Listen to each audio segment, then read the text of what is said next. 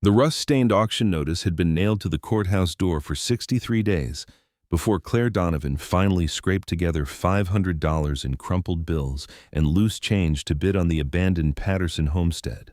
a 2,000-acre stretch of Oklahoma scrubland that 3 banks had surrendered to tax seizure and that every local rancher with sense had deliberately avoided purchasing because the land came with a reputation for bad luck, dried-up wells, and the kind of financial ruin that had destroyed 6 consecutive families who had tried to make something of the cursed property over the past 112 years.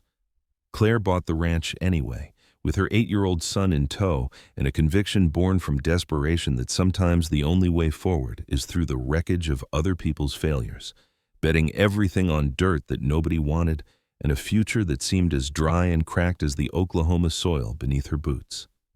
Before we jump back in, tell us where you're tuning in from, and if this story touches you, make sure you're subscribed, because tomorrow I've saved something extra special for you. The Patterson Ranch sat 37 miles southeast of Woodward in a forgotten corner of Oklahoma where the prairie stretched endlessly under skies so vast they seemed to swallow whatever hopes people brought with them, and where the wind carried stories of boom and bust, oil fortunes and dust bowl devastation, family legacies built on determination and destroyed by drought that turned productive farmland into monuments of failure. The property had last been occupied by the Patterson family until 18 months earlier when Frank Patterson, the 6th-generation heir to land his ancestors had claimed during the land run of 1893, had walked away from foreclosure proceedings and disappeared somewhere into the Texas Panhandle, leaving behind a ranch house with a caved-in roof, corrals held together with baling wire and prayers, and 300 acres of overgrown pasture that testified to years of neglect and defeat. The county tax assessor had valued the property at $47,000 before the banks had given up trying to find a buyer willing to assume the back taxes, liens, and infrastructure problems that made the Patterson Ranch more liability than asset in a rural real estate market where working ranches were already struggling to maintain profitability against rising costs and unpredictable commodity prices. Claire Donovan was 32 years old on the scorching June morning when she signed the purchase documents at the Harper County Courthouse, becoming the legal owner of property that represented either the salvation of her small families or the final miscalculation in a series of desperate choices that had brought her from suburban Dallas to rural Oklahoma with $800 in savings, a 12-year-old pickup truck that burned oil, and her son Michael, whose asthma attacks were triggered by the dust that seemed to coat everything in this unforgiving landscape.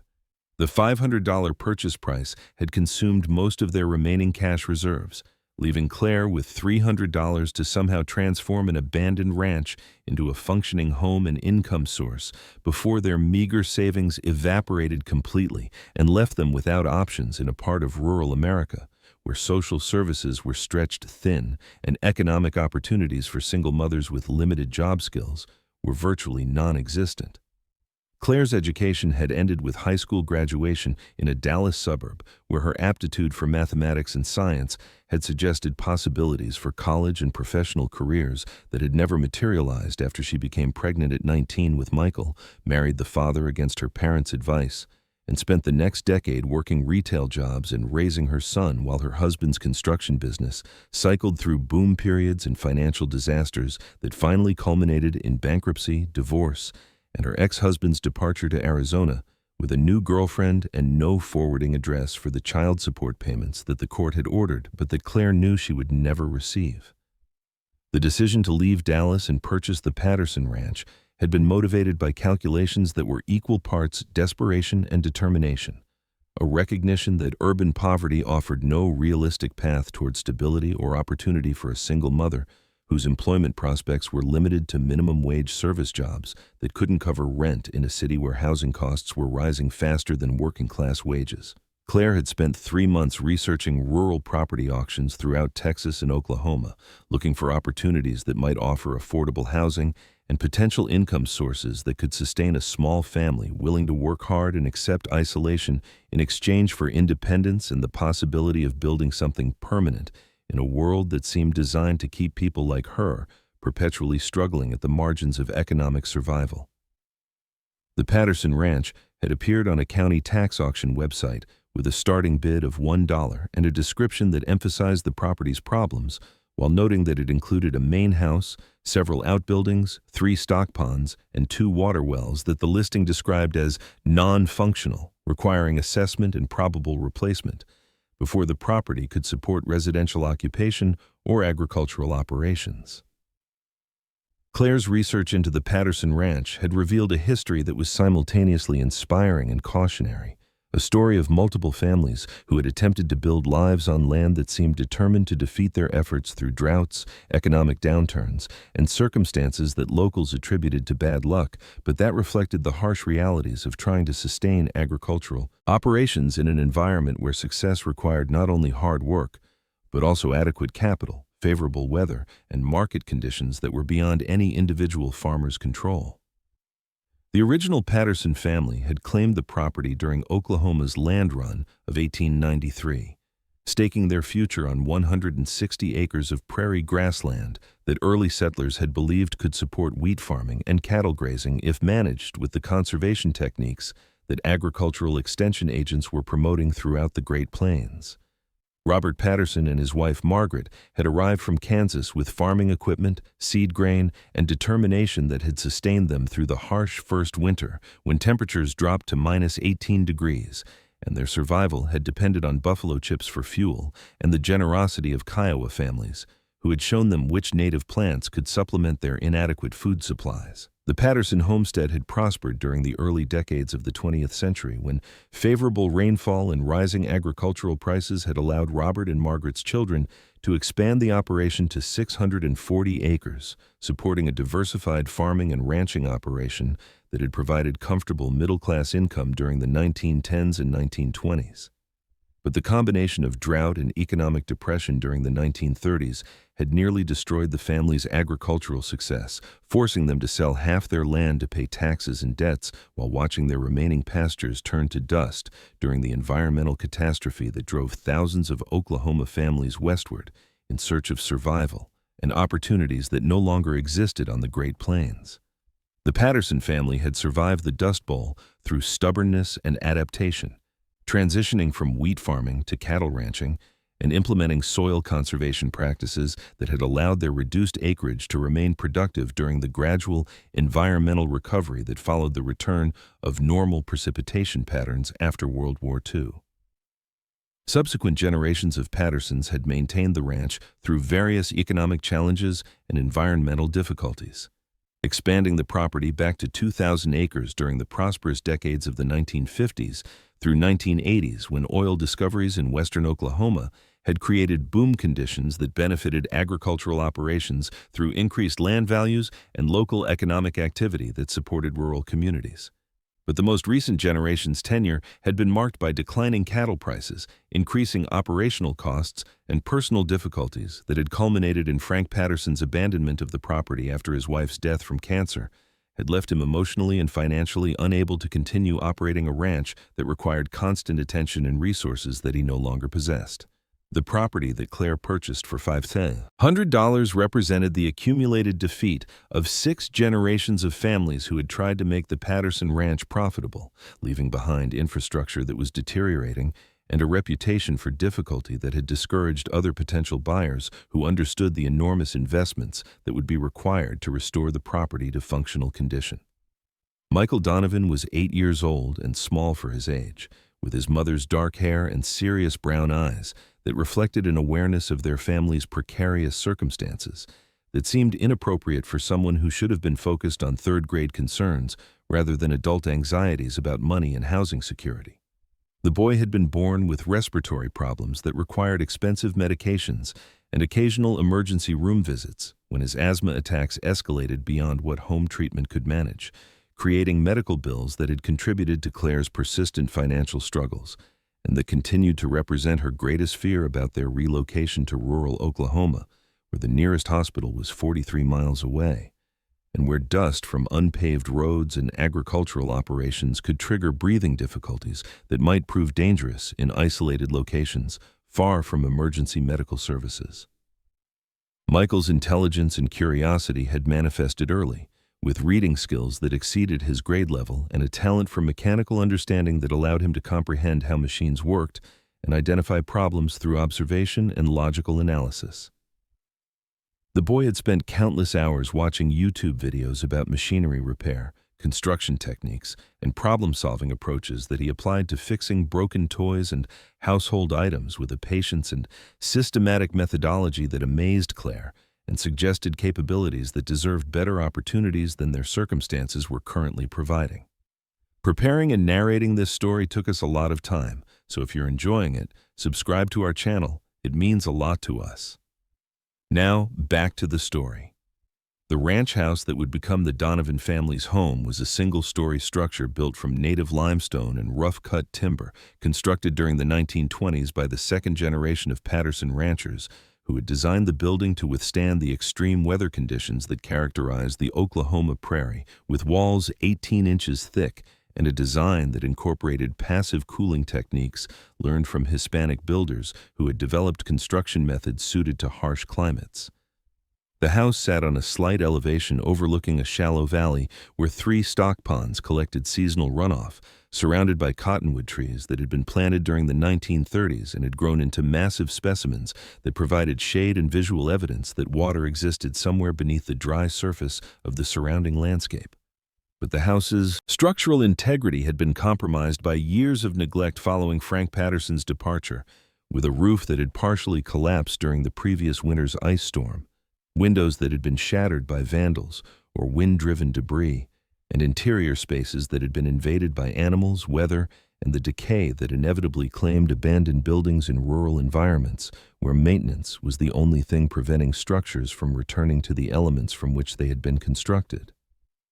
Claire's first inspection of their new property had revealed challenges that exceeded even her modest expectations, with damage so extensive that she had briefly questioned whether the $500 purchase had been a terrible mistake rather than an affordable opportunity.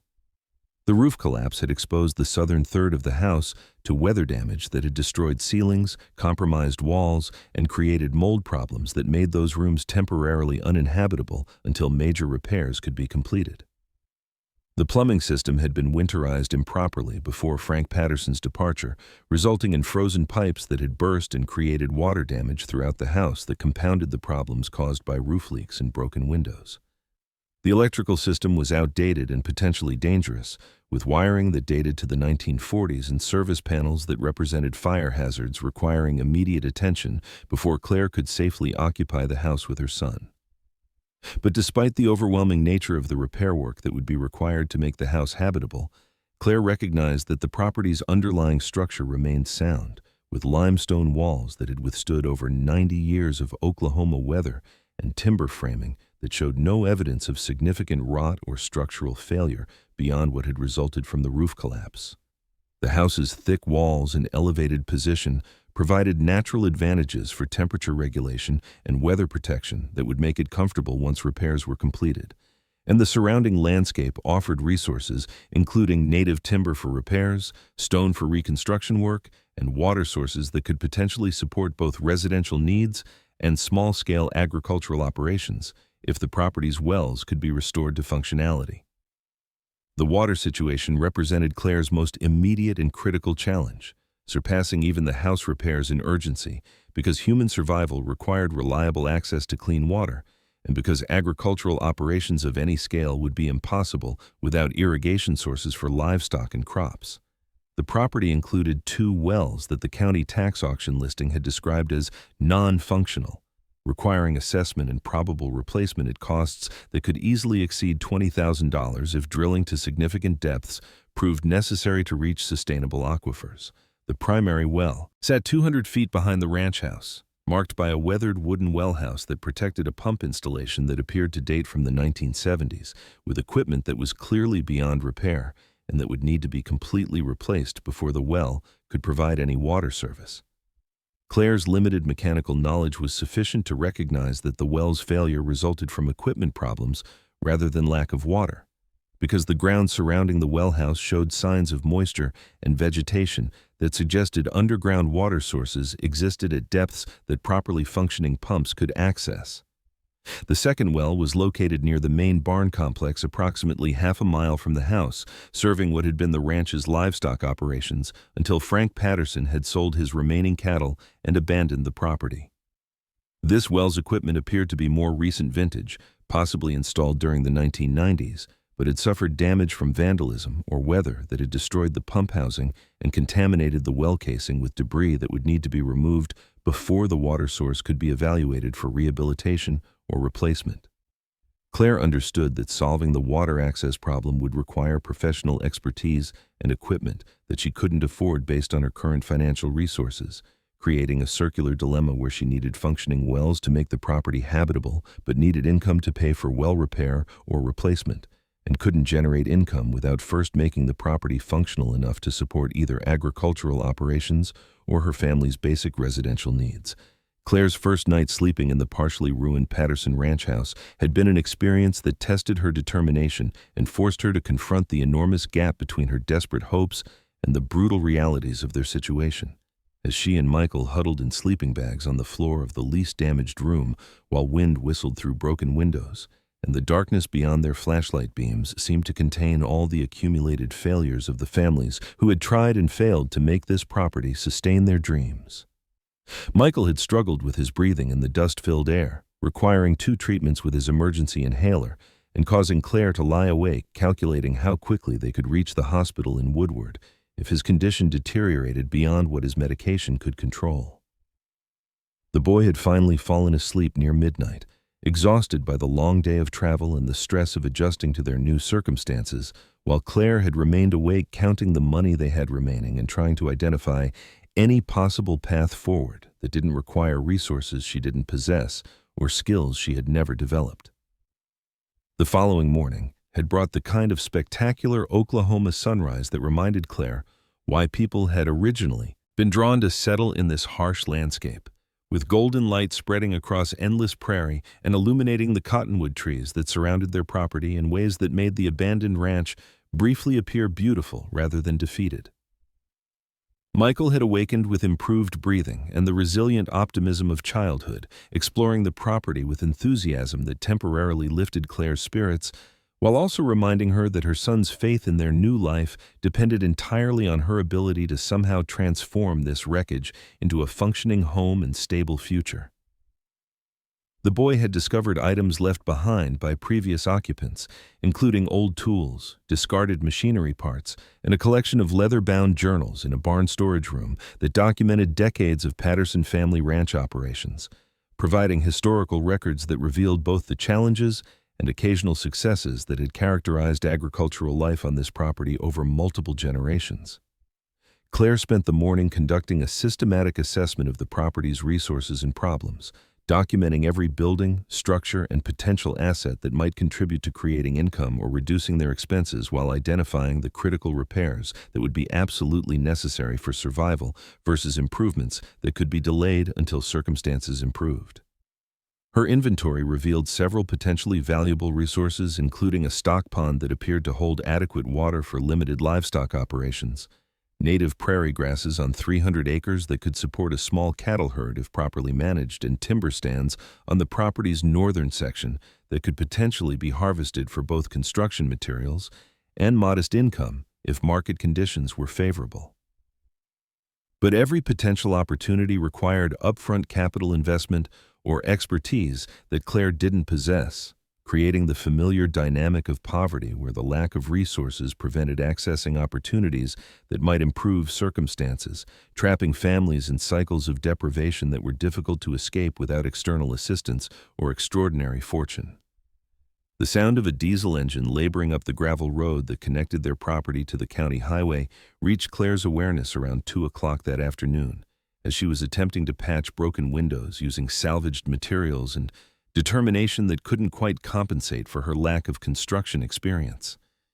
The engine noise was accompanied by the distinctive grinding sounds of mechanical stress and the hissing that indicated serious overheating problems affecting equipment that was being pushed beyond safe operating limits. Claire walked toward the front of the property, shading her eyes against the brutal Oklahoma sun, and saw a massive drilling truck approaching her gate, steam pouring from its radiator and black smoke emerging from the exhaust in patterns that clearly indicated equipment failure, serious enough to force the vehicle's operators to seek emergency assistance at the first property they encountered along this isolated rural highway. The drilling truck that pulled into her driveway was professional-grade equipment worth hundreds of thousands of dollars, mounted on a heavy-duty chassis and including sophisticated drilling machinery designed for deep well installation in challenging geological conditions. As the truck came to a shuddering stop near her house, Claire could see 3 people in the cab, their faces showing the strain of dealing with mechanical emergencies in dangerous heat conditions that were testing both human endurance and equipment capabilities. The driver climbed down from the cab as steam continued pouring from the radiator, his work clothes soaked with sweat and his expression reflecting genuine distress about equipment failures that had left them stranded in a remote location. "Ma'am, I apologize for the intrusion," the man called out, his voice carrying the accent of someone who had spent his life in rural Oklahoma. "We've got serious mechanical problems and we're in real trouble with this heat. Would you have any water we could use for our radiator and maybe a place where we can work on our truck without risking heat stroke?" Claire looked at the 3 people who clearly needed help, recognizing in their situation an emergency that transcended her own problems and her family's limited resources. Despite having barely enough water for their own immediate needs, and despite the enormous challenges she was facing with the property, Claire's instinctive response reflected values that her grandmother had taught her about helping people in distress, regardless of whether such assistance served any immediate self-interest. "Of course," Claire replied, opening the gate and gesturing toward the shaded area beside the barn. "I don't have much, but you're welcome to whatever water we can access and a place to work on your repairs. I'm Claire Donovan, and this property is apparently mine now, though I'm still trying to figure out exactly what that means." The driver introduced himself as Jack Morrison, a well driller who had been operating throughout Oklahoma and Kansas for over 20 years, and his crew members Sarah Chen, a drilling technician who specialized in geological analysis, and Marcus Williams, a pump installation specialist whose expertise in water system design made him invaluable for complex drilling projects requiring customized solutions. The 3 professionals had been traveling from a completed drilling project near Enid to a new job site near the Texas border when their truck's cooling system had failed catastrophically, leaving them stranded and forcing them to seek assistance before their expensive equipment sustained damage beyond what field repairs could address. As Jack's crew began working on their mechanical problems, assessing the damage while their equipment cooled, Claire found herself in conversation with professionals whose expertise represented exactly the specialized knowledge she desperately needed but couldn't afford, creating circumstances that seemed almost impossibly fortunate if she could somehow find ways to exchange assistance for information that might help her understand whether the property's wells could be salvaged or whether her $500 investment had purchased land that would remain permanently uninhabitable due to water access problems she lacked the resources to solve. Jack Morrison accepted the warm water that Claire brought from their limited supplies with the kind of gratitude that suggested he understood exactly how precious every gallon was on a property where functional wells represented the difference between habitation and abandonment.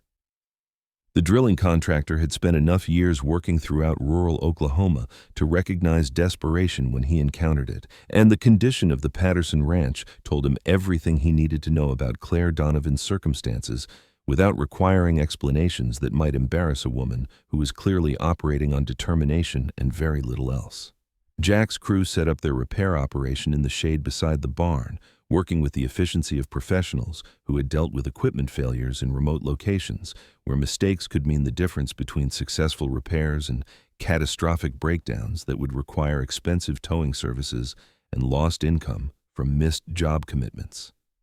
Sarah Chen, the drilling technician whose geological training had been acquired through 10 years of field experience supplemented by community college courses taken during winters, when drilling operations slowed, found herself drawn to the landscape features surrounding the Patterson property with professional curiosity that reflected her genuine fascination with the relationship between surface topography and underground water resources. The positioning of the ranch buildings, the vegetation patterns visible across the property, and the geological formations exposed in erosion cuts along the seasonal creek beds were telling Sarah stories about subsurface structures and water availability that contradicted the property's reputation for dried wells and agricultural failure. Sarah had learned during her decade in the drilling business that surface conditions often concealed underground realities that could only be understood through careful observation and analysis that went beyond the obvious explanations that most people accepted without deeper investigation. Marcus Williams, whose expertise in pump installation had been developed through apprenticeship with his grandfather, followed by 15 years of solving water access problems throughout the Great Plains, was examining the well house behind the ranch house with interest that reflected both professional assessment and personal curiosity about the equipment, failures that had rendered the property uninhabitable. Marcus understood that failures resulted from various causes including equipment deterioration, geological changes, and installation problems that might be correctable without the massive expense of drilling new wells. And his preliminary examination of the Patterson property's primary well was revealing characteristics that suggested possibilities Claire hadn't considered because she lacked the technical knowledge necessary to distinguish between equipment failure and actual water depletion. The pump installation Marcus was examining had clearly failed due to age and maintenance neglect rather than lack of available water, evidenced by moisture patterns around the wellhead and vegetation indicators that suggested underground water sources remained accessible at depths that properly functioning equipment could reach. Claire watched the drilling crew work on their truck repairs while simultaneously conducting what appeared to be professional assessments of her property's water infrastructure. Understanding that their expertise represented knowledge she desperately needed, but probably couldn't afford, even if they were willing to provide consulting services to someone who obviously had no money to pay for professional advice. The irony of having water well drilling experts stranded on her property precisely when she needed their specialized knowledge was not lost on Claire, who had learned during her years of financial struggle that opportunity and resources rarely aligned conveniently for people operating at the margins of economic survival. She had spent enough time being poor to recognize that professional services were luxuries purchased by people who had already solved their immediate survival problems, not desperate solutions available to single mothers who had gambled their last $500 on abandoned property that everyone with local knowledge had deliberately avoided purchasing. Michael emerged from one of the barns carrying a leather-bound journal that he had discovered among the items left behind by previous occupants, his small face showing excitement about historical documents that suggested stories worth understanding. "Mom," Michael called out, interrupting Claire's conversation with Jack Morrison about the crew's repair timeline and mechanical challenges.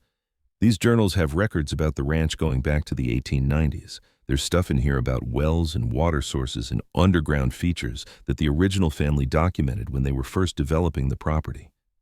Sarah Chen's attention was immediately captured by Michael's announcement about historical ranch records, recognizing that documentation from earlier periods could provide valuable information about subsurface conditions and water availability that might not be apparent from contemporary surface observations. Sarah approached the boy with genuine interest, asking to examine the journals he had found, and explaining that historical records sometimes contained geological information that was extremely valuable for understanding property characteristics and identifying resources that modern analysis might overlook.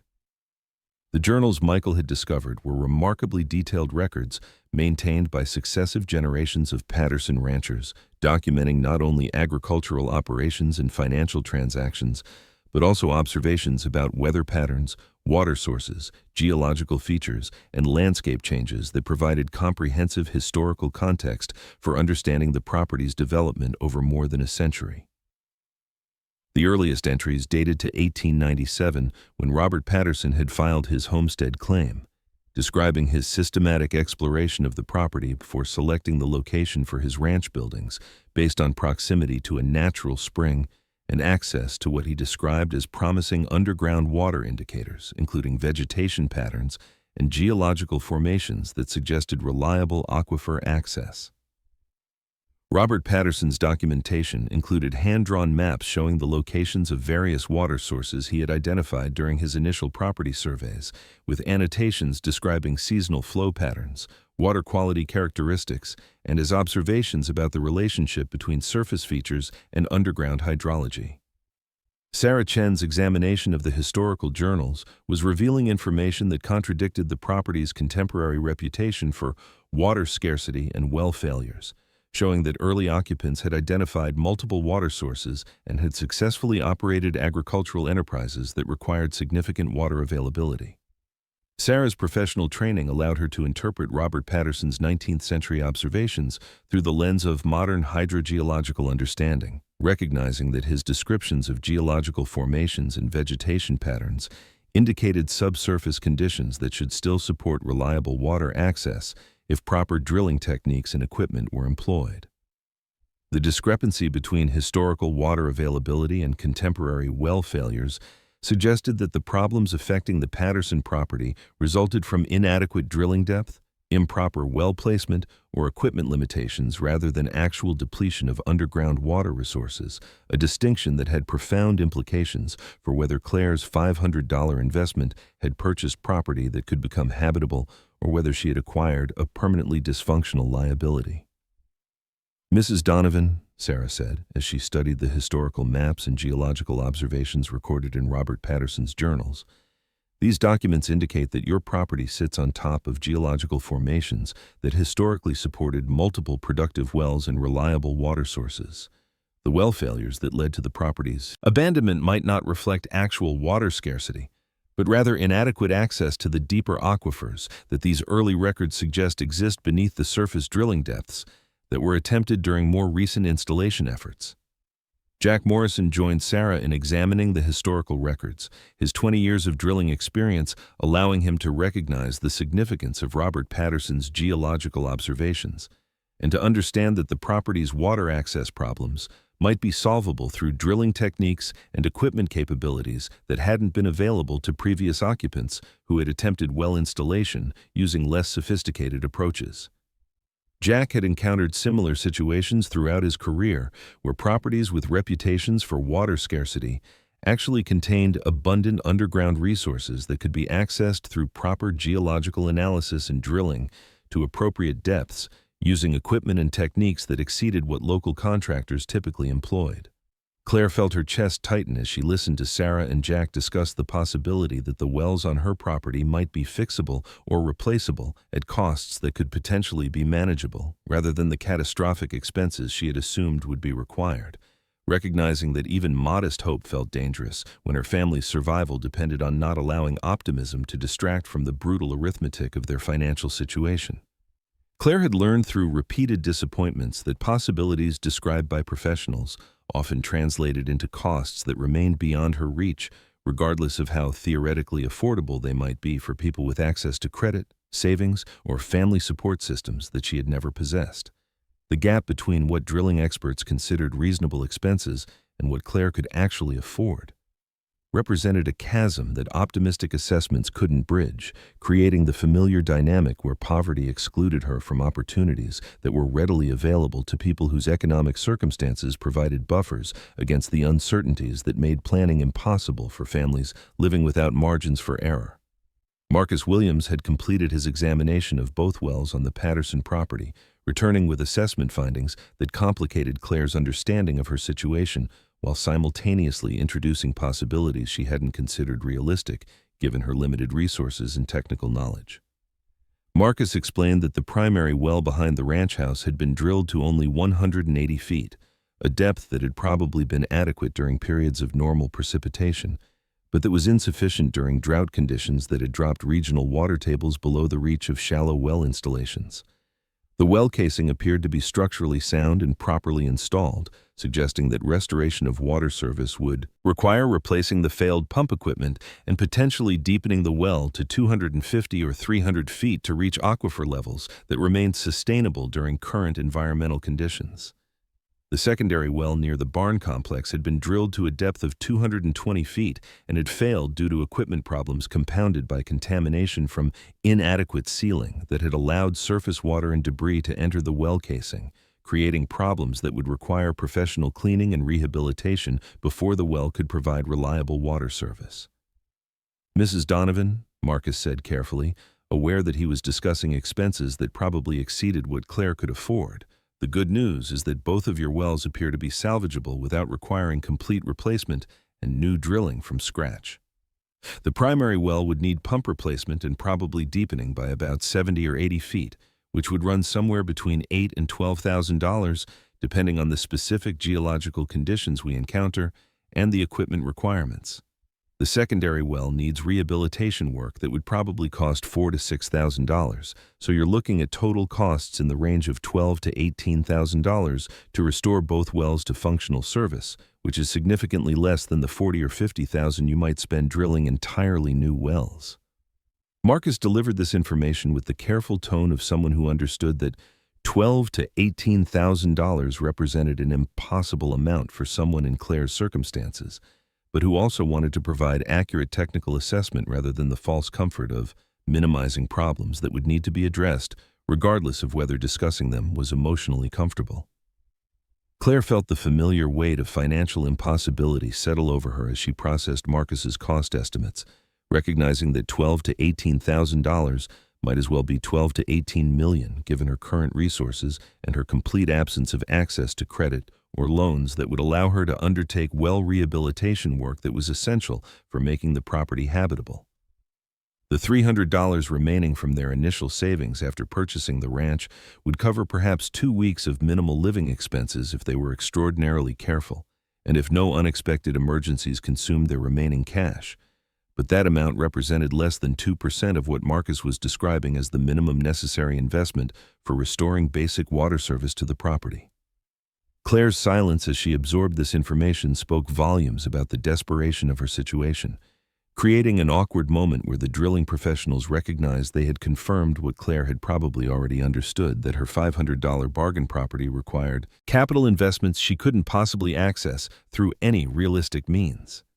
Jack Morrison found himself in an uncomfortable position as he watched Claire struggle with the implications of his crew's assessment, recognizing that they had identified solvable problems, while simultaneously confirming that solutions remained beyond her reach due to financial constraints rather than technical impossibilities. Jack had spent enough years working with struggling rural families to understand the particular cruelty of situations where problems were theoretically fixable but practically insurmountable due to the simple absence of money that created barriers as absolute as any physical obstacle. The drilling contractor's successful business had been built partly on his reputation for honest assessments and fair pricing, but also on his willingness to work with rural families through creative financing and payment arrangements that reflected his understanding that people's circumstances didn't always align with the immediate cash payment expectations of typical commercial transactions. Jack had occasionally undertaken projects where payment schedules extended over multiple years, or where portions of compensation came through bartered services and goods rather than cash, recognizing that rural economies operated through relationships and trust that couldn't be captured in standard commercial contracts. "Mrs. Donovan," Jack said after several moments of silence, "my crew and I owe you significant gratitude for helping us today when you clearly have very limited resources and when assisting strangers wasn't serving any obvious self-interest. I'd like to propose something that might address both your water access crisis and my desire to properly compensate your hospitality.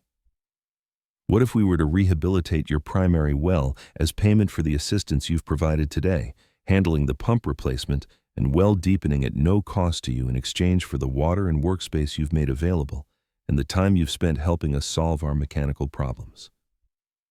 Sarah Chen and Marcus Williams were nodding their agreement with Jack's proposal before he finished speaking, recognizing that their employer's suggestion reflected both fair compensation for Claire's assistance and an opportunity to help someone whose desperate circumstances deserved support beyond what strict commercial calculations might indicate was reasonable. Sarah had been impressed by Michael's geological curiosity and his careful documentation of the historical records he had discovered, seeing in the 8-year-old boy's intellectual engagement with his environment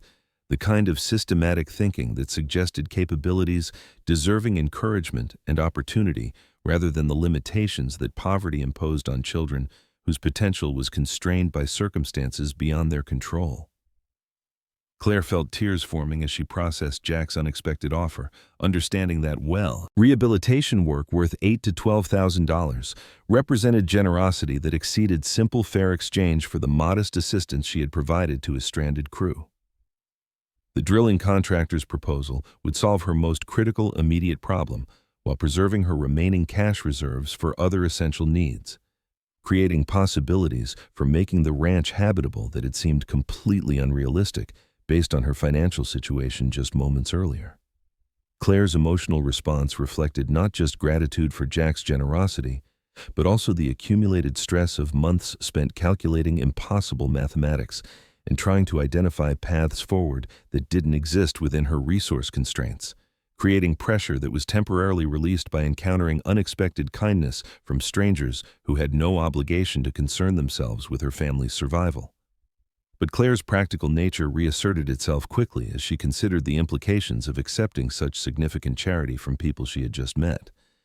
Understanding that her pride and her desire to maintain independence were luxuries she couldn't afford when her son's welfare depended on solving problems that required expertise and resources she didn't possess.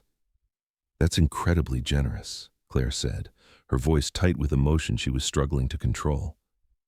"I accept your offer with more gratitude than I can properly express, and I want you to know that I'll find ways to repay this kindness once our circumstances improve enough to allow me to provide something beyond words of appreciation that don't address the enormous value of what you're offering." Jack dismissed Claire's concerns about repayment with a gesture that indicated he considered the matter settled, explaining that successful businesses survive partly through maintaining relationships and building reputations within communities where word of mouth determined which contractors received future work and which were avoided due to reputations for taking advantage of vulnerable customers or failing to deliver quality services that justified their charges. Sarah Chen was already conducting systematic geological analysis of the primary well site using professional testing equipment from their truck, taking measurements and collecting data that would inform decisions about optimal drilling depth and proper pump specifications for the rehabilitation work that Jack had committed to performing. Sarah's analysis was revealing subsurface characteristics that confirmed the historical records Michael had discovered, indicating that adequate water resources existed at depths between 250 and 300 feet, where aquifer conditions remained stable despite the drought that had depleted shallower water sources throughout the region. Sarah's professional excitement about the geological discoveries she was making was evident in her systematic documentation of formation characteristics and mineral indicators that suggested the property's underground features were more complex and potentially more interesting than typical ranch well drilling projects. Though Sarah was keeping her observations professional and focused on the immediate task of identifying optimal drilling parameters for well rehabilitation, rather than speculating about geological curiosities that might prove irrelevant to Claire's practical needs. Marcus Williams was simultaneously assessing the equipment requirements and installation specifications that would be necessary for providing reliable long-term water service that could support both residential needs and potential future agricultural operations if Claire eventually developed resources for restocking cattle or implementing other income-generating activities that required adequate water availability. Marcus's designs were incorporating redundancy features and maintenance accessibility that would allow Claire to manage routine pump operations without requiring professional service calls for minor adjustments or seasonal maintenance that properly designed systems should allow property owners to handle independently.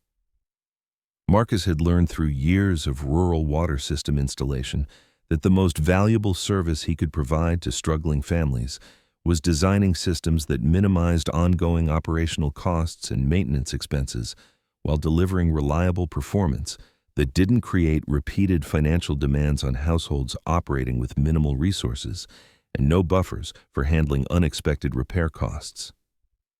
Michael approached Sarah Chen with questions about the geological testing equipment she was using and the subsurface features she was analyzing, displaying the kind of intellectual curiosity and systematic thinking that Sarah recognized as indicators of genuine scientific aptitude rather than casual childhood interest that would fade when challenges required sustained attention and disciplined methodology.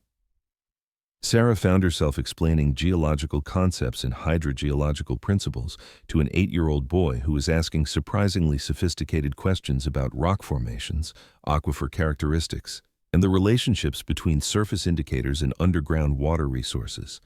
Recognizing that Michael's engagement reflected both natural, intellectual capability and the focused attention that children developed when circumstances forced them to take adult concerns seriously. rather than enjoying the protected innocence that should characterize childhood, but that poverty often eliminated through exposing children to harsh realities that required premature maturity and awareness. The historical journals Michael had discovered were revealing additional information that Sarah found increasingly intriguing as she cross-referenced Robert Patterson's 19th century observations with contemporary geological data and her own field measurements, identifying patterns and anomalies that suggested the property's subsurface characteristics included features that went beyond conventional ranch, well drilling considerations. Sarah's professional training had taught her to recognize indicators of unusual geological formations and mineral deposits that sometimes accompanied productive aquifer zones in regions where underground structural complexity created both water access opportunities and potential resource deposits that casual surface observations would never detect. Sarah was noticing mineral indicators in soil samples and geological formations that suggested the Patterson property sat on top of structures that might warrant more comprehensive analysis than simple well rehabilitation required. Though Sarah was cautious about mentioning possibilities that could prove to be insignificant anomalies rather than genuine discoveries worthy of the excitement that preliminary indicators might generate. Jack Morrison's crew began the well rehabilitation work that afternoon, utilizing equipment and expertise that would normally require scheduling weeks in advance, and that represented the kind of professional service that rural families typically accessed only after saving money and planning carefully for major infrastructure investments. The drilling operation proceeded with the systematic efficiency of experienced professionals, with Jack operating the drilling rig, while Sarah monitored geological conditions, and Marcus prepared pump installation specifications that would optimize water delivery for Claire's needs, while minimizing ongoing operational costs that would affect her ability to maintain the system over time. The drilling process revealed subsurface conditions that confirmed Sarah's geological analysis, with aquifer characteristics at the 270-foot depth indicating abundant water resources that would sustain residential and agricultural demands significantly beyond what Claire's small household would require, suggesting that water availability wouldn't constrain her future options for developing income sources if she eventually acquired resources for implementing agricultural operations or other ranch activities. But it was at the 290-foot depth that the drilling equipment encountered geological formations that caused Sarah Chen to call for an immediate halt to operations, while she examined core samples that were exhibiting characteristics she had never encountered during her 10 years of rural well drilling throughout Oklahoma and Kansas. The rock formations being extracted from this depth showed unusual coloring and structural features that Sarah initially attributed to mineral deposits that sometimes occurred in aquifer zones, but that more careful examination revealed to be geological anomalies that exceeded normal variation, and that suggested subsurface features warranting investigation beyond what well rehabilitation required. Sarah's testing equipment was detecting mineral concentrations and chemical signatures that were inconsistent with typical Oklahoma geological formations, indicating the presence of materials that shouldn't exist at these depths in this region, according to conventional understanding of Great Plains geological history and formation processes. "Jack, you need to look at these core samples," Sarah called out, her voice carrying an edge of excitement that caused both Jack Morrison and Marcus Williams to immediately stop their work and examine the materials Sarah had extracted from the drilling depth they had just reached. The rock formations Sarah was displaying showed characteristics that were visually distinctive even to observers without geological training, with unusual coloring and crystalline structures that suggested mineral compositions different from the limestone and sandstone that typically characterized Oklahoma subsurface formations at depths accessible through routine well drilling. Marcus Williams had enough field experience to recognize that Sarah's excitement indicated something genuinely unusual rather than routine geological variation. Understanding that his colleague's professional demeanor didn't typically include the kind of animated enthusiasm she was now displaying while examining core samples and conducting repeated tests that seemed designed to confirm results she was having difficulty believing. Claire watched the drilling crew's reaction to whatever they had discovered during the well rehabilitation work, understanding from their body language and excited consultations that something unexpected had occurred, but lacking the technical knowledge to interpret whether their discovery represented good news, bad news, or simply geological curiosities that had no practical implications for her family's situation. Michael had joined the drilling crew's examination of the unusual core samples, asking questions about the geological features that were causing such professional interest, while Claire remained at a slight distance, afraid to allow hope about anything beyond functional water service that would make their ranch house habitable and sustainable.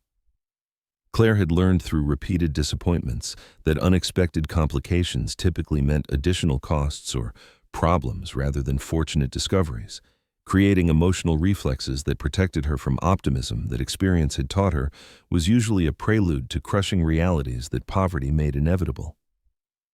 "Mrs. Donovan," Sarah Chen said carefully, approaching Claire with core samples in her hands and an expression that suggested she was struggling to maintain professional composure while discussing something that was clearly exciting her analytical mind.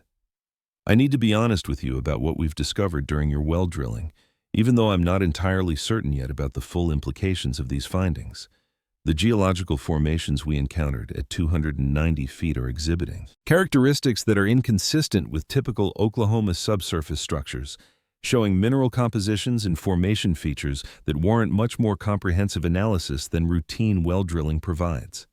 Sarah explained that the core samples contained materials that preliminary testing suggested included precious metals and rare earth elements at concentrations that were high enough to be commercially significant if the deposits extended beyond the limited area accessed through well drilling operations, though Sarah emphasized that drawing definitive conclusions would require specialized geological surveys and analysis by experts whose training exceeded what water well drilling technicians typically possessed.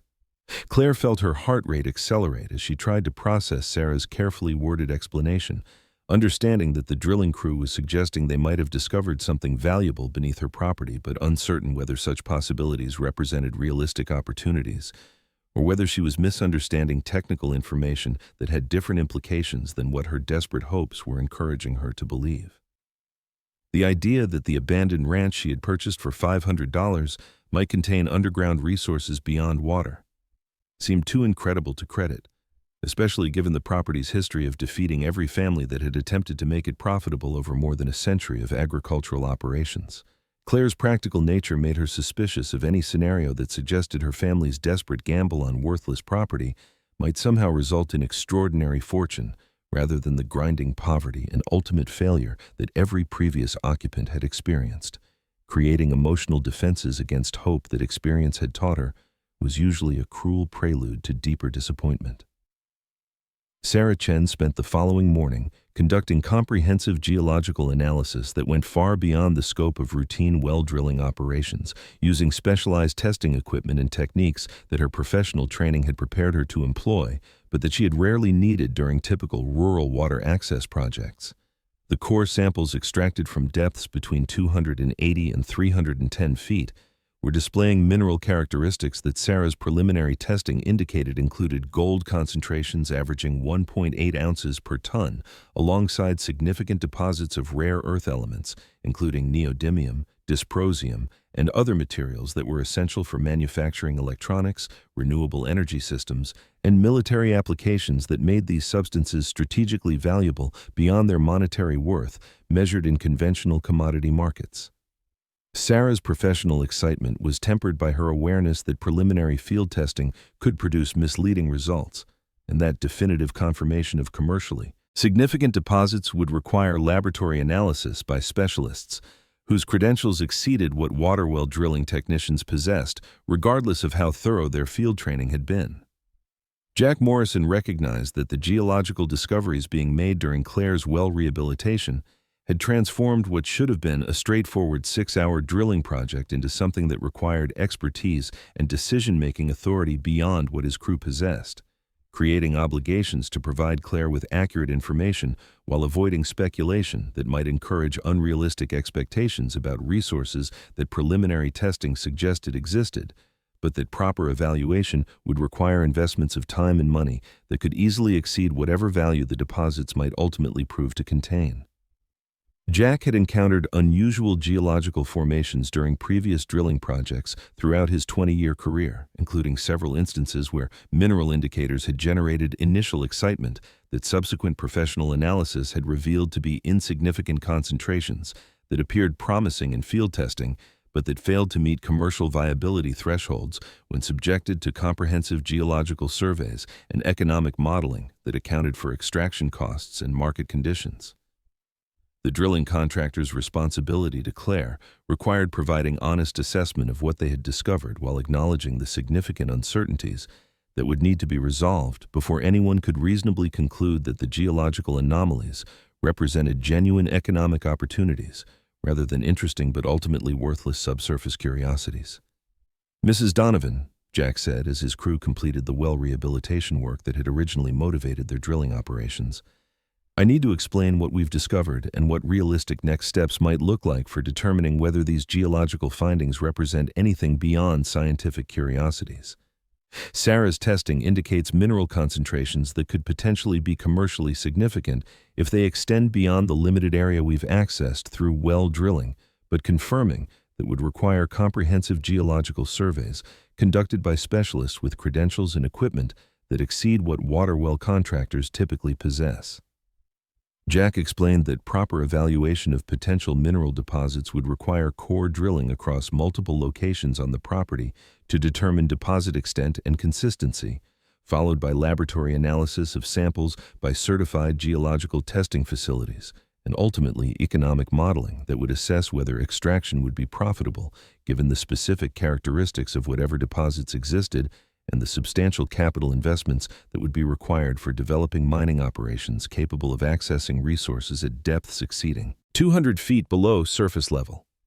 The costs for comprehensive geological surveys adequate to definitively determine deposit characteristics would probably range between $30,000 and $50,000, Jack continued, his tone reflecting his awareness that such amounts represented impossible sums for someone in Claire's circumstances. However, if preliminary testing is accurate, and if deposits prove to be commercially viable, those survey costs would typically be covered by mining companies or investment firms that specialize in mineral exploration and development, operating on contingency arrangements where they fund evaluation expenses in exchange for development rights or profit-sharing agreements if deposits prove valuable enough to justify extraction operations. Jack's explanation was providing Claire with information about pathways that might exist for determining whether her property contained valuable resources without requiring her to somehow access capital she didn't possess, though he was careful to emphasize that such arrangements typically required property owners to accept significant compromises regarding control and profit distribution that reflected the enormous risks and capital investments that mining development required from companies willing to fund exploration of unproven deposits.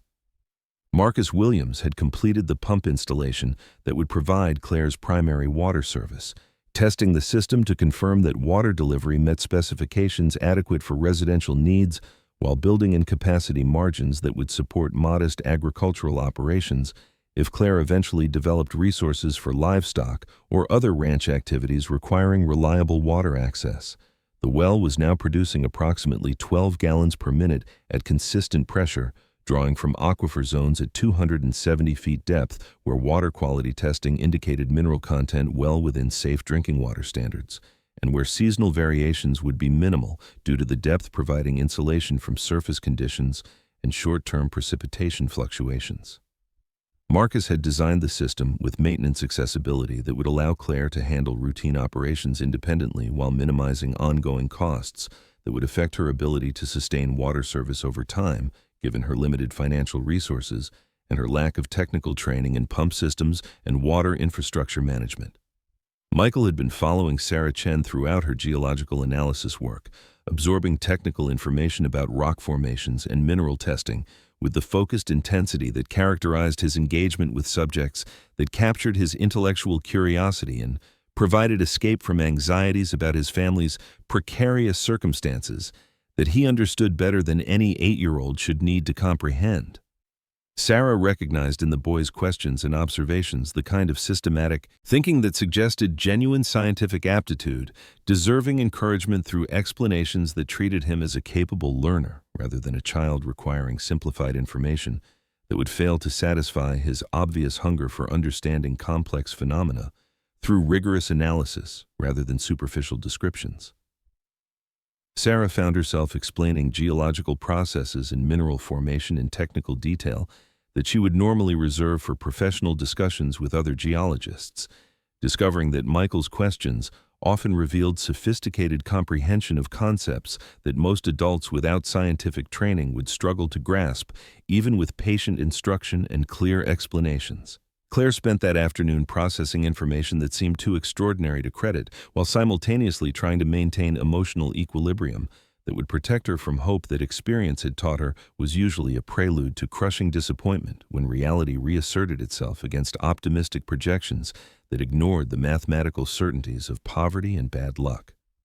The drilling crew's suggestion that her $500 property might contain mineral deposits worth enough to attract commercial mining interest seemed like the kind of improbable fortune that happened in movies rather than real life, especially for single mothers whose existence had been defined by accumulating defeats and narrowing options, rather than sudden reversals that transformed desperate circumstances into opportunities that exceeded what successful people achieved through years of careful planning and advantageous circumstances. Claire's practical nature recognized that even if mineral deposits existed in commercially significant quantities, the pathways from preliminary testing to actual income involved numerous stages where problems could emerge and where people with resources and expertise would capture most of whatever value existed while leaving property owners with modest returns that might provide some financial improvement, but that wouldn't fundamentally transform circumstances in ways that fairy tale thinking encouraged people to imagine when confronted with possibilities that preliminary evidence suggested might exist. Jack Morrison spent an hour that evening making telephone calls to professional contacts throughout the Oklahoma mining and geological survey community, seeking advice about reputable firms that could provide Claire with honest evaluation services and fair partnership terms if the mineral indicators his crew had detected proved to warrant comprehensive assessment by specialists with credentials adequate for definitively determining deposit characteristics and commercial viability. Jack's reputation within the Oklahoma drilling community provided him access to senior geologists and mining industry professionals who were willing to offer informal guidance about how property owners in Claire's situation should proceed to protect themselves from predatory firms that specialized in exploiting rural families' lack of technical knowledge to acquire mineral rights at prices that bore no relationship to actual resource value. The contacts Jack consulted were unanimous in recommending that Claire engage Dr. Robert Harrison, a geological consultant based in Oklahoma City who had spent 30 years evaluating mineral deposits throughout the Great Plains and who had earned a reputation for providing property owners with honest assessments and fair partnership arrangements that reflected realistic understanding of both resource value and the substantial risks and costs associated with mineral exploration and development. Dr. Harrison arrived at the Patterson ranch 3 days after Jack Morrison's initial contact, bringing sophisticated testing equipment and professional credentials that included advanced degrees in geological engineering from the Colorado School of Mines, and extensive experience evaluating mineral deposits for both major mining corporations and individual property owners seeking independent analysis of resources that preliminary surveys had suggested might exist on their land. Dr. Harrison's examination of the core samples that Sarah Chen had extracted during well drilling operations confirmed that the mineral concentrations were genuine rather than testing errors or misinterpretation of ambiguous results, with gold content averaging between 1.6 and 2.3 ounces per ton across the depth range that had been accessed through Claire's well rehabilitation drilling. But Dr. Harrison's expertise allowed him to recognize characteristics in the geological formations that went beyond simple confirmation of mineral presence, identifying structural features and formation patterns that suggested the deposits were part of systematic ore bodies rather than isolated pockets of mineralization, indicating potential deposit extent that could support commercial extraction operations. If comprehensive surveys confirmed that high-grade mineralization continued across significant portions of the property's subsurface area. Mrs. Donovan, Dr. Harrison said, after completing 2 days of intensive field analysis that had included additional core drilling at strategic locations across the property, I can tell you with reasonable confidence that your land sits on top of geological formations that are genuinely unusual and potentially quite valuable. The mineral concentrations we're detecting are commercially significant by contemporary mining industry standards, and the geological characteristics suggest ore body extent that could potentially support substantial mining operations if development proves economically feasible after accounting for extraction costs and current commodity market conditions. Dr. Harrison explained that definitive evaluation of the deposits would require comprehensive drilling across the property to map deposit boundaries, and variation, followed by economic modeling that would determine whether extraction would generate returns adequate to justify the capital investments that mining operations would require, with total evaluation costs likely ranging between $40,000 and $60,000, depending on how extensively deposits appeared to extend based on initial mapping efforts. However, Dr. Harrison continued, his tone reflecting years of experience working with property owners who lacked resources for funding geological surveys, the characteristics I'm seeing are sufficiently promising that I'm confident we can structure arrangements with mining companies or investment firms that would cover evaluation costs in exchange for development rights if deposits prove commercially viable. Based on preliminary analysis, I would estimate that your property could potentially contain mineral reserves worth anywhere from $15 million to as much as $70 million, depending on actual deposit extent and the specific extraction techniques that prove most cost-effective for accessing resources at the depths and in the geological formations we're encountering. Dr. Harrison's estimate represented wealth beyond anything Claire had imagined possible, suggesting that her desperate $500 gamble on abandoned property might have positioned her family to capture economic value that would provide not just immediate financial security but generational wealth that could transform Michael's opportunities and allow Claire to build the kind of stable life that had seemed permanently beyond reach throughout her years of struggling at the margins of economic survival. But Dr. Harrison was careful to emphasize that translating geological discoveries into actual income involved numerous stages where complications could emerge and where timing remained uncertain, with the pathway from preliminary evaluation to commercial mining operations typically requiring 18 months to 3 years of additional surveys, permitting processes, and development planning before extraction could begin and before property owners would receive compensation beyond relatively modest option payments that mining companies typically provided to secure development rights during evaluation and planning phases. The geological consultant explained that property owners in Claire's situation typically entered into agreements where mining companies funded comprehensive evaluation in exchange for options to develop deposits if surveys confirmed commercial viability, with compensation structures including upfront option payments ranging from $50,000 to several $100,000 depending on preliminary assessment results, followed by royalty arrangements providing property owners with percentages of mining revenues, typically ranging from 8 to 15% of extracted mineral value after extraction costs were deducted using accounting methods that mining companies controlled and that property owners often discovered were structured to minimize royalty obligations through creative interpretation of what constituted legitimate operating expenses. Claire listened to Dr. Harrison's careful explanations with the kind of focused attention that reflected her determination to understand implications and protect her family's interests, despite lacking the technical knowledge and business experience that would allow her to fully evaluate whether partnership terms being discussed represented fair arrangements or whether mining companies would structure agreements to capture most of the value while providing property owners with compensation that seemed substantial compared to their previous poverty, but that bore no relationship to actual resource worth. Dr. Harrison recognized Claire's concerns and responded by offering to serve as her consultant throughout evaluation and negotiation processes, providing expertise that would help her understand technical findings and assess whether proposed partnership terms reflected reasonable arrangements given the risks and investments that mining development required from companies willing to fund exploration and extraction of unproven deposits in locations where infrastructure and regulatory conditions would affect operational costs and ultimate profitability. The agreement that Claire ultimately negotiated with Heartland Mining Corporation, facilitated by Dr. Harrison's expertise and Jack Morrison's introduction to industry contacts who were willing to provide fair partnership terms, included immediate option payments of $75,000 that would provide Claire with resources adequate for completing ranch house repairs and establishing basic financial stability, while comprehensive geological surveys proceeded across her property during the following 12 months. The partnership structure included royalty arrangements providing Claire with 12% of net mining revenues if deposits proved commercially viable after accounting for extraction costs calculated according to industry standard accounting methods that Dr. Harrison had reviewed and confirmed were reasonably transparent rather than designed to artificially inflate operating expenses in ways that would minimize property owner compensation.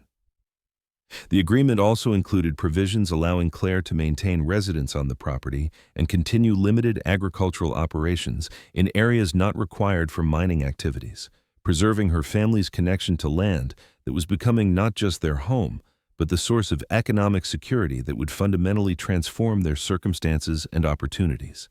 The comprehensive geological surveys that Heartland Mining conducted during the following year confirmed that mineral deposits extended across approximately 40% of the Patterson Ranch property, with ore body characteristics supporting economic extraction using contemporary mining techniques that could access resources at depths ranging from 200 to 400 feet below surface level. The surveys revealed that Claire's property contained estimated mineral reserves worth approximately $42 million at current commodity prices, with gold deposits representing the majority of value, but with rare earth element concentrations, providing additional revenue potential that was likely to increase as global demand for materials essential to renewable energy and electronics manufacturing continued expanding in response to technological developments and environmental policy initiatives. Heartland Mining's decision to proceed with development resulted in additional compensation to Claire, including $200,000 in development initiation payments and construction of access roads and infrastructure improvements that enhanced the property's value and functionality beyond what mining operations required, creating permanent improvements that would benefit Claire's family regardless of how long mining operations ultimately continued. Michael Donovan's fascination with the geological discoveries on their property led to educational opportunities that would have remained inaccessible if his family had continued living in Dallas poverty, with Dr. Harrison arranging for the boy to participate in geological fieldwork during school breaks and providing mentorship that encouraged Michael's obvious scientific aptitude through experiences that most children never encountered, regardless of their intellectual capabilities or curiosity about natural phenomena. The 8-year-old's systematic documentation of geological features and his assistance with sample collection during Heartland Mining's survey work impressed professional geologists who recognized that Michael's contributions reflected genuine capability rather than the kind of superficial involvement that adults sometimes arranged for children as educational gestures that had no practical value for actual research objectives. Sarah Chen maintained contact with Michael throughout the survey process, encouraging his interest in geological sciences and providing guidance about educational pathways that could develop his obvious talents into professional capabilities that would allow him to build careers in fields where analytical thinking and systematic methodology were valued and compensated in ways that would provide him with opportunities vastly exceeding what his mother's circumstances had suggested would define his future possibilities. The mining operations that began on the Patterson Ranch during the second year after Claire's initial purchase created employment for 37 people from surrounding communities, contributing to regional economic activity that had been declining as agricultural operations struggled with drought and market conditions that made traditional ranching increasingly difficult to sustain profitably. Claire's royalty income during the first 18 months of mining operations exceeded $400,000, providing financial resources that allowed her to complete comprehensive ranch house restoration, establish college savings accounts for Michael that would ensure his education would never be constrained by financial limitations, and begin charitable activities supporting rural families facing circumstances similar to what had driven Claire to Oklahoma in desperate search of affordable housing and possibilities for building stable lives. The Claire Donovan Foundation, established during the third year of mining operations, provided grants supporting rural education programs, emergency assistance for families facing housing insecurity, and scholarships for students from economically disadvantaged backgrounds who demonstrated academic capabilities deserving support beyond what public school systems typically provided to children, whose potential was often overlooked due to poverty's tendency to create invisibility for people whose circumstances suggested they lacked resources worth investing in. Jack Morrison's drilling company received ongoing contracts for water well installation and geological consulting throughout the region as word spread about the mineral discoveries on the Patterson ranch, with Jack's reputation benefiting from association with geological findings that had attracted attention from mining industry professionals throughout Oklahoma and the broader Great Plains region.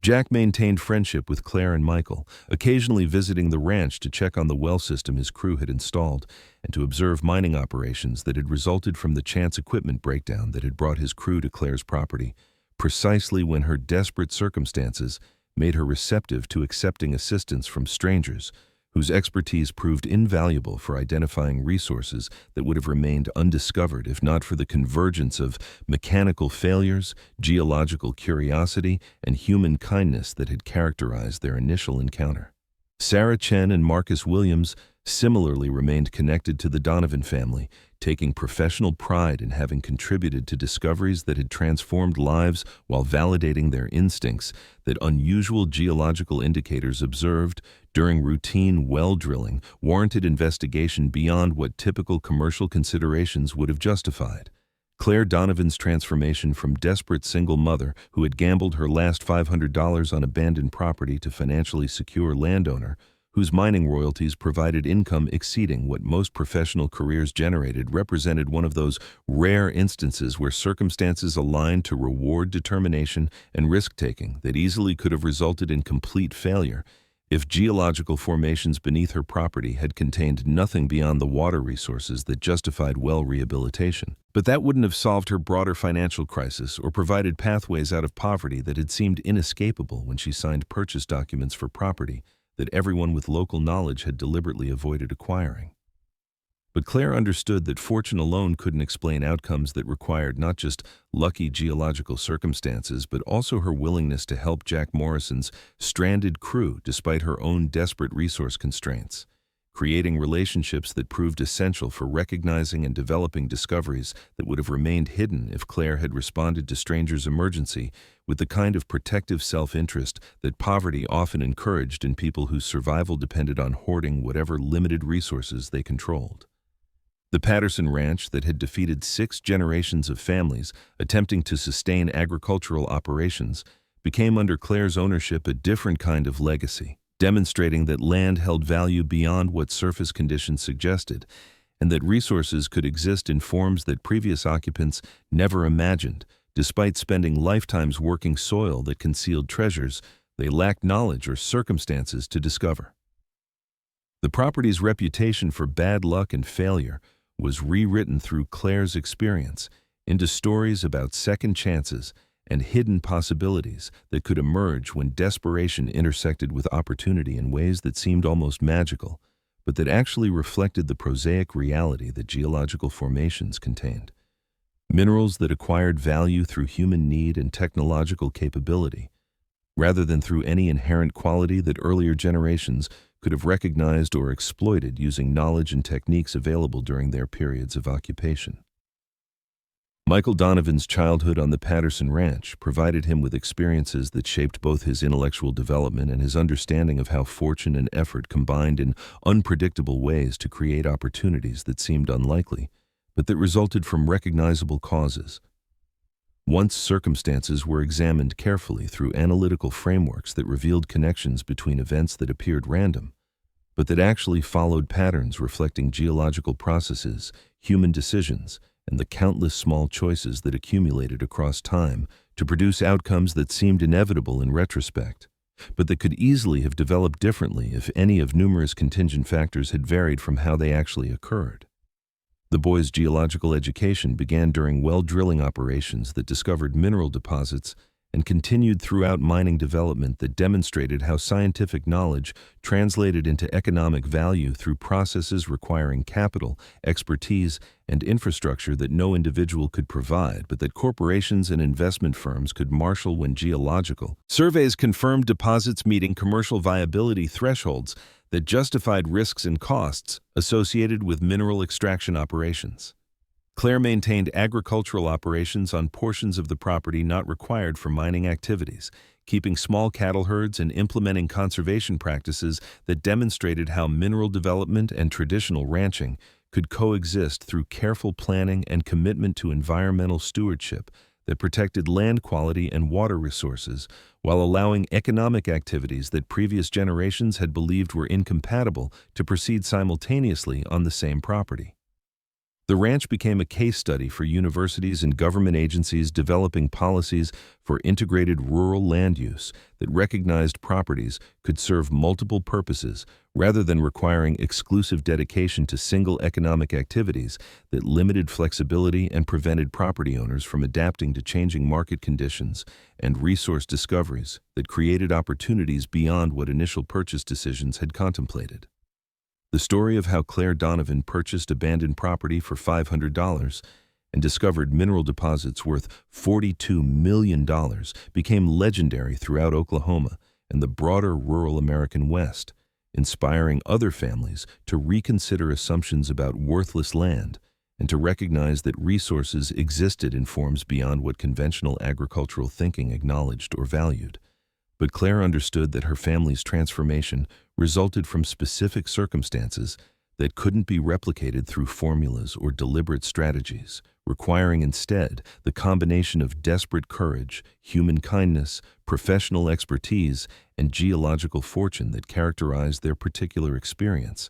but that couldn't be manufactured by people seeking similar outcomes through conscious planning rather than through the kind of authentic response to circumstances that Claire had embodied when she opened her gate to strangers whose equipment failures created the conditions for discoveries that would reshape her family's entire future.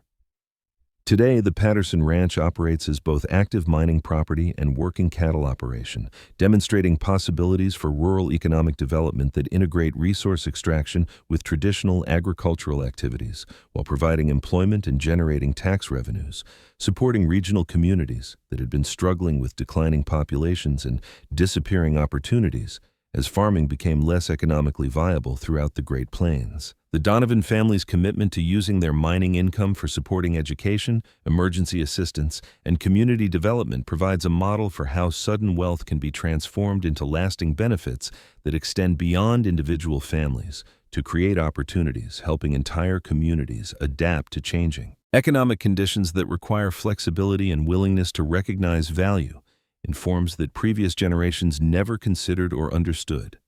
5 years after Claire Donovan signed the purchase documents that had seemed like either salvation or the final miscalculation in a series of desperate choices, the Patterson Ranch bore almost no resemblance to the abandoned property she'd acquired for $500 on that scorching June afternoon, when hope and desperation had been impossible to distinguish from one another. The ranch house that had welcomed them with collapsed roofing and shattered windows now stood as a testament to what persistence and unexpected fortune could accomplish when circumstances aligned in ways that seemed almost providential, but that actually reflected the prosaic intersection of geological reality, human kindness, and the willingness to accept help from strangers whose chance arrival had created possibilities that would have remained forever undiscovered if pride or fear had prevented Claire from opening her gate to people whose equipment failures had brought them to her property precisely when their expertise proved essential for recognizing resources that 6 generations of previous occupants had never suspected existed beneath soil. They had worked for over a century without understanding what lay hidden just beyond the depths that conventional agricultural thinking ever required them to explore. The limestone walls that had withstood 90 years of Oklahoma weather now enclosed spaces that reflected both careful historical restoration and modern functionality, with Claire having invested mining royalties in preservation work that honored the craftsmanship of builders who had constructed the house during the 1920s, while incorporating contemporary systems that provided comfort and efficiency without compromising the architectural integrity that made the structure worthy of the regional historical registry recognition it had received during the previous year. The thick stone walls that had once represented frontier pragmatism now served additional purpose as thermal mass, providing passive climate control that reduced energy consumption while maintaining comfortable interior conditions during Oklahoma's temperature extremes that could range from sub-zero winter cold to summer heat exceeding 115 degrees. The house had become something beyond simple residential shelter, transforming into a symbol of continuity and adaptation that demonstrated how structures built with quality materials and honest craftsmanship could serve multiple generations if maintained with respect for original design intentions, while remaining open to improvements that enhanced functionality without destroying the characteristics that gave old buildings their particular dignity and presence. Michael Donovan was 13 years old during the autumn when Heartland Mining completed their primary extraction operations and began the reclamation work that would restore surface areas to conditions supporting agricultural use and native prairie ecosystem recovery that environmental regulations required before mining companies could be released from remediation obligations that had been negotiated as conditions for obtaining permits, allowing resource extraction on private land.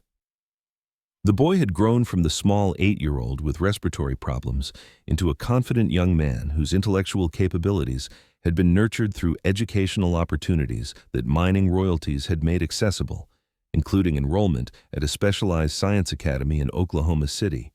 where Michael's obvious talents in geological sciences and mathematics were being developed by teachers who recognized genuine aptitude rather than simply processing students through standardized curricula designed for average capabilities, rather than exceptional potential deserving individualized attention and advanced instruction. Michael maintained residence at the ranch during weekends and summer months, continuing his involvement with geological research projects that Dr. Robert Harrison facilitated through his consulting practice, and that were providing Michael with field experience and professional mentorship that most undergraduate geology students never access despite years of formal academic training. The mining operations had extracted approximately $38 million worth of gold and rare earth elements from deposits that preliminary surveys had estimated contained $42 million in total value, with the slight shortfall from initial projections reflecting variations in ore grade distributions and extraction efficiencies that even comprehensive geological surveys couldn't predict with perfect accuracy when dealing with subsurface formations exhibiting the kind of complexity that characterized the Patterson Ranch deposits. Claire's 12% royalty arrangement had generated total compensation exceeding $4.5 million across the 5-year extraction period, providing her family with financial security that transformed every aspect of their lives, while creating obligations and opportunities that Claire had never anticipated when she was simply trying to solve immediate survival problems, rather than contemplating how sudden wealth would affect her identity, her relationships, and her understanding of what responsibilities accompanied fortune that resulted from circumstances beyond anything she had earned through merit or deliberate strategy. The charitable foundation Claire had established was distributing approximately $300,000 annually to support rural education initiatives, emergency assistance programs for families facing housing insecurity, and scholarship funds for students from economically disadvantaged backgrounds whose academic capabilities deserved support beyond what public resources typically provided to children whose poverty made them invisible to systems designed to serve populations rather than recognize individual potential requiring targeted intervention. Claire's approach to philanthropy reflected her understanding that money alone couldn't solve the complex problems that poverty created, but that strategic assistance provided at critical moments could prevent families from falling into circumstances from which recovery became nearly impossible once downward spirals gained sufficient momentum to overwhelm whatever resilience and determination people possessed. The foundation's work was creating ripple effects throughout rural Oklahoma communities, where Claire's story had become legendary not just because of the geological discoveries, but because of how she was choosing to use resources that easily could have been hoarded or spent on personal luxuries that would have provided immediate gratification without contributing to broader community welfare or addressing systemic problems that affected thousands of families, struggling with challenges similar to what had driven Claire to purchase abandoned property in desperate search of affordable housing and possibilities for building stable lives. Jack Morrison's drilling company had prospered during the years following the Patterson Ranch discoveries, with Jack's reputation benefiting from association with geological findings that had attracted attention throughout Oklahoma's mining and natural resource development industries. But Jack's success hadn't changed his fundamental approach to business or his willingness to work with rural families through creative arrangements that recognized not everyone operated with access to capital and credit that conventional commercial transactions assumed all customers possessed.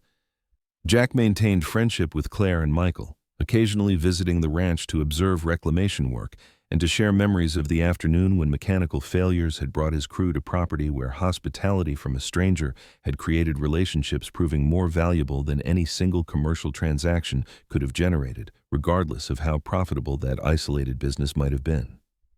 Jack understood that his company's growth resulted partly from technical expertise and fair pricing, but also from reputation within rural communities, where word of mouth determined which contractors received ongoing work and which were avoided due to having prioritized short-term profit over long-term relationship building that required occasionally accepting less than maximum possible compensation when circumstances suggested that flexibility would serve broader interests better than strict adherence to standard pricing structures.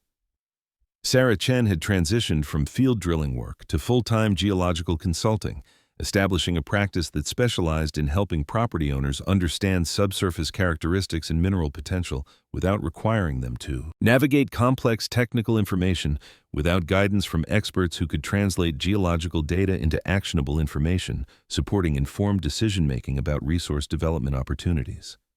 Sarah's work with Michael Donovan had evolved from initial mentorship into genuine collaborative research relationships as the teenager's capabilities developed to levels where his contributions reflected professional competence rather than simply educational involvement in projects designed primarily for his benefit.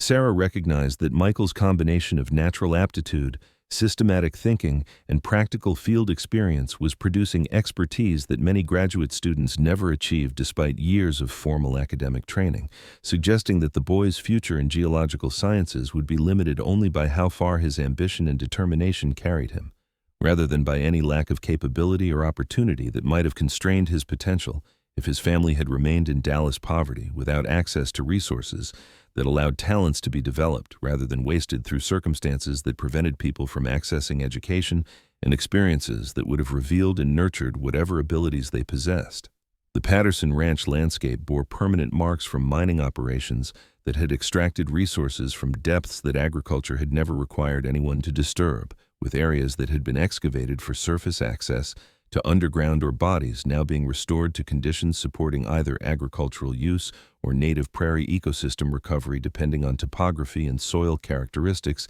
that determined which reclamation approaches would prove most successful for creating sustainable land uses that would persist after mining companies completed their regulatory obligations and withdrew from active involvement with properties that would return to exclusive control of landowners who had provided temporary access for resource extraction in exchange for royalty compensation that had made development partnerships worthwhile.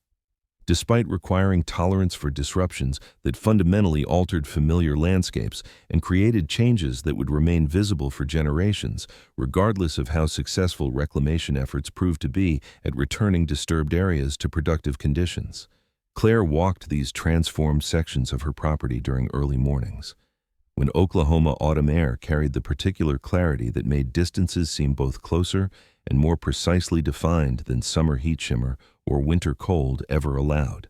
observing how land adapted to human intervention through processes that were simultaneously destructive and creative, depending on perspective and time frame used for evaluating outcomes. The mining scars that appeared harsh and brutal in immediate aftermath were already softening as native grasses reclaimed exposed soil and as engineered drainage patterns began supporting vegetation communities that would gradually obscure evidence of extraction activities while creating habitats that would eventually sustain wildlife populations and ecological processes that had been disrupted but not permanently destroyed by temporary resource development operations. Claire understood that the land would remember what had happened here long after human participants had moved on to other concerns, with geological formations bearing permanent signatures of extraction work that would remain legible to trained observers even after surface conditions had recovered sufficiently that casual visitors would never suspect the property had hosted industrial operations that had generated millions of dollars in economic value while employing dozens of people and contributing to regional economic activity during a period when rural communities desperately needed employment opportunities and tax revenues that could sustain basic services and infrastructure maintenance. The question of what legacy meant and how an individual's lives connected to broader continuities that transcended any single person's existence had occupied Claire's thinking increasingly during recent years as mining operations approached completion,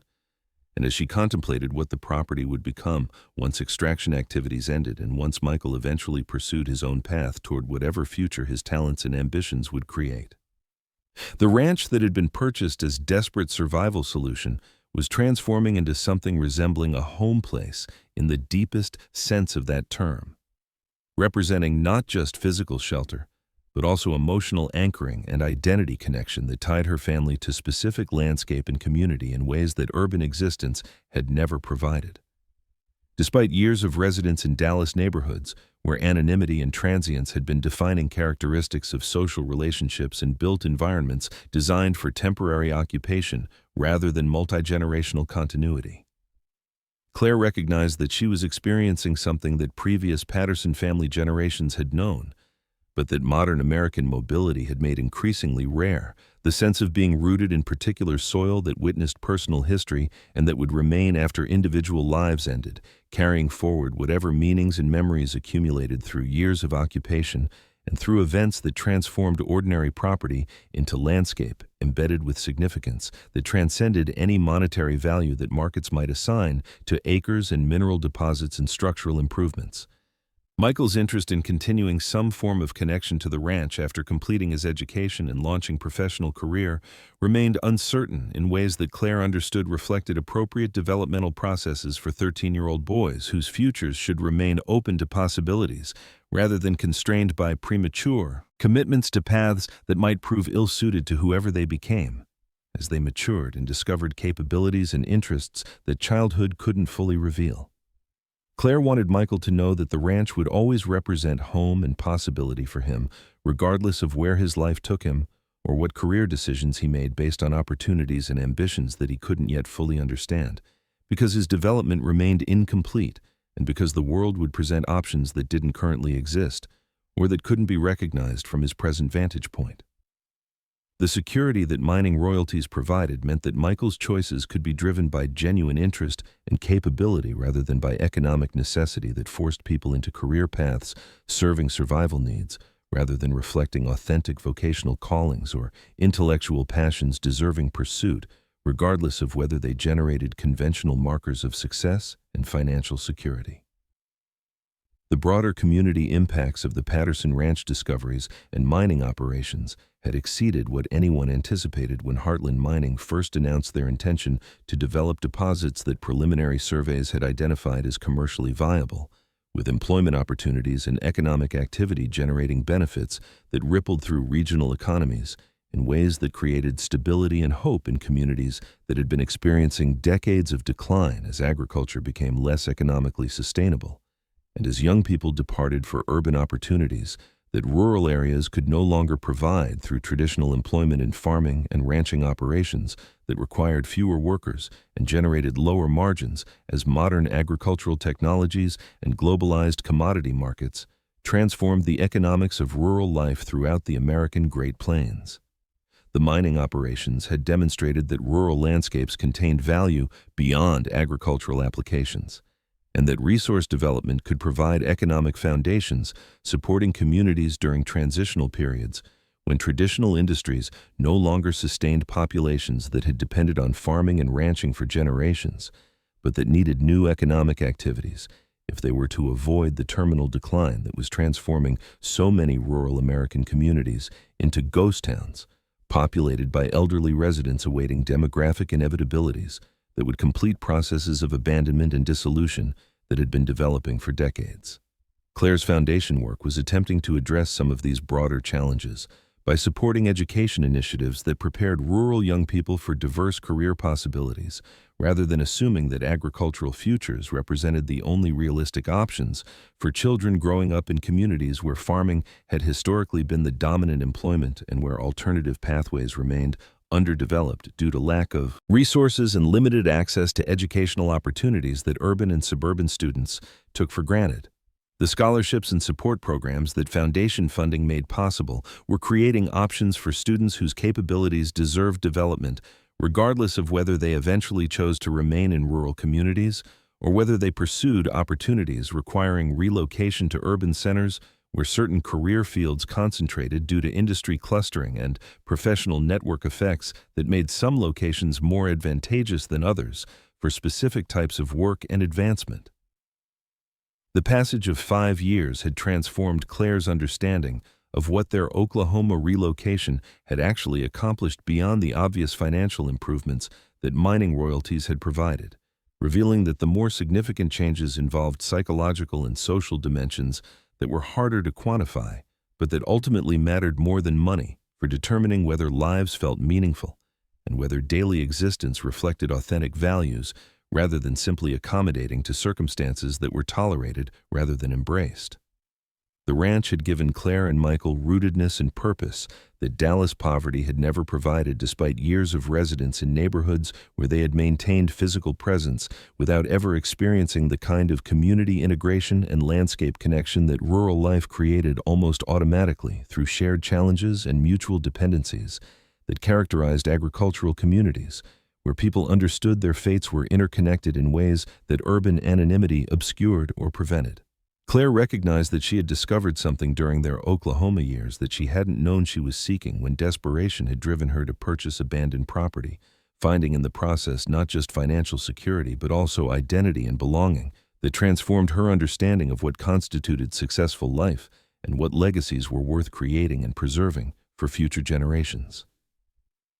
The sunset that painted the western sky during that particular October evening carried the spectacular colors that Oklahoma autumn light created when atmospheric conditions aligned to transform ordinary dusk into displays that justified whatever hardships the landscape imposed during less generous moments when heat and drought and isolation tested human determination to remain in places that offered beauty and space in exchange for accepting challenges that easier environments never demanded. Claire stood beside Michael on the porch of their restored ranch house, watching light fade across prairie that had witnessed over a century of human dreams and failures and occasional triumphs, understanding that their family had become part of continuity that would persist beyond their individual lives and that would connect past and future through landscape that remembered everything, even say. When human participants forgot or departed or transformed into memories that subsequent generations might or might not preserve through storytelling and careful attention to legacies that deserved honoring rather than forgetting. The land had given them more than mineral wealth, extracted from depths that agriculture had never required previous occupants to explore, providing instead the deeper gift of teaching them that value existed in forms beyond what markets measured, and that richness could be found through connections to place and community, and purposes larger than individual survival or personal advancement. The Patterson ranch that had defeated 6 generations of families attempting to sustain agricultural operations had finally fulfilled promises that were different from what those earlier occupants had sought, demonstrating that land held possibilities that could only be discovered by people whose circumstances and timing aligned with resources and knowledge that previous generations hadn't possessed or couldn't have recognized, because the world had been different, and because value itself had been understood through frameworks that limited what people thought to look for when evaluating what ground beneath their feet might contain or might become given appropriate development and imagination. Willing to see beyond conventional assumptions about what rural property could offer to families seeking futures worth building and defending. Up next, you've got 2 more standout stories right on your screen. If this one hit the mark, you won't want to pass these up. Just click and check them out. And don't forget to subscribe and turn on the notification bell so you don't miss any upload from us.